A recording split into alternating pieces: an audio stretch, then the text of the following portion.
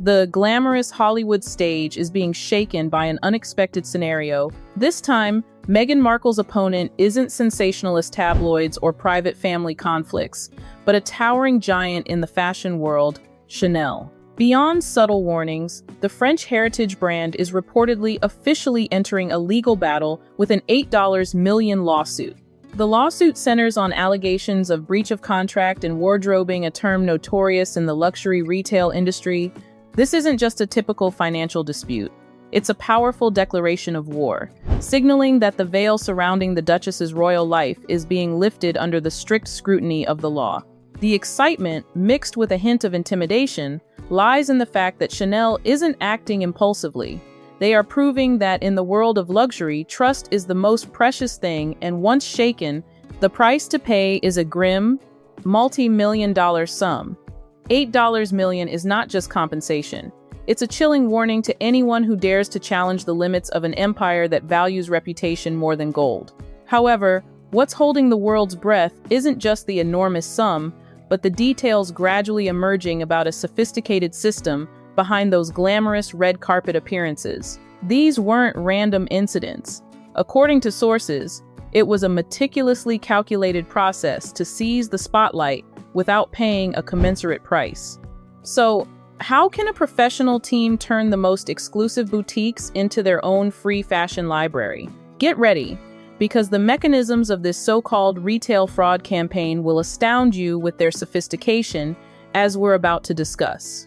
What is truly breathtaking about this situation is not just the audacity, but the calculated, almost desperate nature of the scheme. We aren't looking at a one-time lapse in judgment. The reports suggest a systematic, 18-month exploitation involving 47 distinct high-value pieces. There is a profound sense of irony in watching someone attempt to maintain the facade of a multi-million-dollar global icon while reportedly operating on the budget of a struggling socialite. To walk into a flagship boutique nearly 50 times, acting as a premier client while allegedly treating a legendary French house like a local rental library, reveals a staggering level of pretension. It is the ultimate retail underworld tactic, polished for the Hollywood Hills, a transparent effort to cling to a lifestyle that the bank accounts could no longer support. The details of the mechanics involved are where the glamour completely dissolves into something rather tawdry. The lawsuit implies that this wasn't just borrowing. It was a military-grade operation utilizing specialized retail tag guns to remove security sensors with surgical precision. The narrative being built is one of cold convenience. Wear the garment for a few hours to maximize paparazzi impact. Use the prestige of the Chanel brand to sell a persona of success. And then with breathtaking cynicism, reattach the labels and drive back to Rodeo Drive the next morning. To claim a garment is unworn or defective after it has already served its purpose on the world stage is a level of deception that borders on the professional. It is the definition of being couture rich but character poor, a charade designed to fool the public while defrauding the very artisans who create these works of art. However, the greatest miscalculation was assuming that a brand defined by luxury would be anything less than obsessive. Chanel didn't just watch the returns pile up, they waited. They allowed the trap to reset over and over until the evidence was insurmountable. This is where the story shifts from a retail dispute into a high-stakes investigation, as those returned items were sent not back to the rack, but to a forensic laboratory. You might think a reattached tag hides the truth, but it cannot mask the invisible biological trail left behind in the weave of a white silk blouse. Are you ready to see the DNA receipts that make the defense crumble? Let's step into the microscopic world of fashion forensics, where a single drop of signature perfume becomes a silent witness to the truth. The greatest arrogance of a hunter is believing they will never leave a trace. But in the world of Chanel, the truth isn't in clumsily reattached price tags, it's in every thread. This is where the indictment transforms from a typical commercial dispute into a full-fledged crime investigation. You see, when thousands of dollars worth of haute couture are returned, they aren't simply hung on a shelf. They're taken to a luxury lab to undergo microscopic scrutiny. And here, the satisfaction reaches its peak as the biological evidence begins to speak. Chanel claims to have collected an undeniable genetic map from skin cells and hair follicles to DNA traces trapped deep within the linings of high-end jackets. How can you deny ever touching an item when your own genetic code is screaming inside those very threads? But the embarrassment didn't stop at the biological level. Chanel went even further, turning the Duchess's most extravagant habits into incriminating evidence. The forensic reports were shockingly detailed. They found chemical traces of her signature bronzer and, most notably, the Côte d'Azur fragrance, the perfume Meghan had proudly declared her personal signature in interviews. It was a bitter irony that the very scent that defined her elegance became evidence of deception. Combined with the sharp footage from security cameras at the flagship stores, capturing every gesture and uncanny confidence, Chanel seemed to be reveling in cornering her opponent. No explanation could salvage the situation once your personal scent had been sealed in the other party's test tubes. However, if you think these dry forensic pieces of evidence are the height of humiliation, you're mistaken, because once science proves the truth, it will be the leaked recordings of her demeanor and behavior that will completely destroy the image of a benevolent duchess that she has painstakingly cultivated. Are you ready to hear the powerful and furious sounds of a face-to-face confrontation in the shop, where the mask of kindness completely falls off? Even if we set aside the forensic debates, the narrative surrounding the Duchess's reported conduct in this situation suggests a dramatic shift from a simple retail disagreement to a significant reputational crisis. There is a palpable sense of shock surrounding the alleged leaked audio from a luxury flagship store.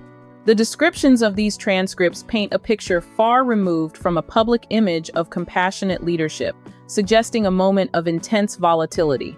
According to these reports, when a refund for a damaged gown was questioned, the response was not one of reconciliation, but of high-pressure demands. Most concerning are the suggestions that sensitive social issues might have been leveraged as a tactical threat against store staff. If true, the implication that such serious struggles could be used as a tool for personal gain is what has left many observers deeply unsettled. The narrative takes an even more surreal turn with the reported involvement of unreleased footage from the couple's own media projects.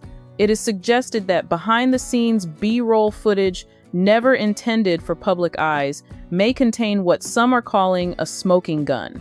These reports claim the audio captures casual discussions regarding the logistics of wardrobing, including the alleged use of specialized tools and medical tape to conceal labels during public appearances. Phrases like "don't spill the wine" or "we own it" have been cited as evidence of a premeditated approach to these luxury items. This contrast between a public message of integrity and these private, light-hearted discussions about bypassing retail policies is exactly what is fueling the current media firestorm. As the social landscape in Hollywood appears to shift, a much more serious shadow is beginning to stretch toward Montecito. This isn't just about a disagreement with a fashion house anymore, it's about the complex intersection of corporate spending and tax reporting. When luxury items are reportedly purchased through business entities and then returned for personal refunds, it raises questions that go far beyond the world of fashion. Are the Sussexes prepared for the level of scrutiny that comes when private spending habits meet federal oversight?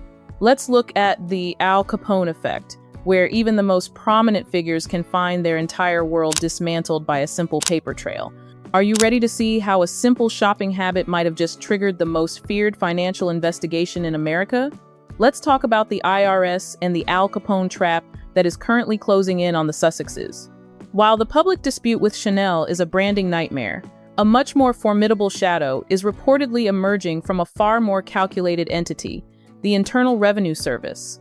This is where the narrative shifts from a high society drama to a potential federal inquiry. The theories currently circulating regarding tax compliance are as complex as they are concerning. It is suggested that the Sussex business management may have utilized corporate accounts linked to their media ventures, such as Arkawell, to facilitate these high-value purchases. If these were logged as production expenses to reduce taxable income, but the subsequent refunds were not properly reconciled, it would create what experts call a double-dip scenario. While this remains in the realm of legal theory, the mere implication of such financial inconsistency is enough to send a chill through any Hollywood estate. The gravity of an IRS inquiry cannot be understated. It is an entity that values a paper trail above any royal title. Should a federal audit be triggered to peel back the layers of their various LLCs, the impact on their financial structure could be transformative. It's a sobering reminder that in the world of global finance, it is often the simplest accounting details that carry the most weight. As the forensic gaze potentially turns toward Montecito, the walls don't just feel like they are closing in, they feel as though they are being dismantled by the very institutions that govern American business. The golden coach of their California dream isn't just turning into a pumpkin, it appears to be under intense regulatory inspection. The atmosphere in Hollywood has grown noticeably cooler for the Duchess, as the industry's elite begin to view these mounting legal questions as a significant liability. In the circles of the ultra-rich, one can navigate controversy, but becoming a reputational risk to the establishment is a different matter entirely. As this shadow grows longer, the first dominoes of her social and professional standing are reportedly beginning to tumble, led by the most influential gatekeepers in the world of high fashion. Is the Vogue door truly slammed shut forever? Let's examine the reported social excommunication of Meghan Markle, as rumors swirl about Anna Wintour and a high-profile secret witness preparing to distance themselves from the Sussex brand. The transition from Royal Highness to global persona non grata appears nearly complete, and the irony is as thick as the silk in a Chanel gown. While the shadows of financial scrutiny loom, the high priestess of fashion, Anna Wintour, has reportedly delivered what many consider a secular excommunication. In the hallowed halls of Vogue, the whispers suggest that Meghan's name has been moved to a permanent, ineligible list for the Met Gala. It is a striking paradox. The figure who sought to redefine Hollywood royalty may find herself locked out of its most exclusive castle. In the eyes of the fashion elite, being controversial is a choice, but being labeled as difficult with luxury vendors is a cardinal sin. Returning couture in anything less than pristine condition isn't just a breach of trust, it's a social exit wound that has reportedly turned the Duchess into a ghost in the very room she once aimed to command. The sting of this social cooling becomes even sharper as the circle of Montecito friends seems to be tightening. Reports are swirling that an A-list actress, once a mainstay in the Sussex inner circle, may have shared her own observations with legal teams to safeguard her own prestigious brand partnerships. It seems that in the high-stakes world of celebrity endorsements, loyalty might just be another item with a limited return policy. Even the grand houses of Paris are reportedly adapting, with talk of a new industry clause that would require heavy collateral from any star wishing to borrow a runway piece. The era of the royal exemption has vanished, replaced by a cold, transactional reality. The golden coach hasn't just turned into a pumpkin, it appears to have been impounded by the court of public and professional opinion. As the spotlights dim and the legal paperwork mounts, one has to wonder if the pursuit of a style icon narrative was worth the price of this professional isolation. With the bridges reportedly smoldering and the elite doors bolted shut, what is the final move for a Duchess out of options? This may be the most difficult script she has ever had to flip. This saga serves as a profound reminder that true worth is not found in the luxury we wear, but in the integrity we carry. In a world obsessed with maintaining a perfect image, it is easy to fall into the trap of vanity. However, trust is the most expensive asset one can own. It is built over a lifetime but can vanish in a single moment of deception. The deepest human value lies in being the same person in the dark as you are under the spotlight. Authenticity requires no tag guns or medical tape to hold it together.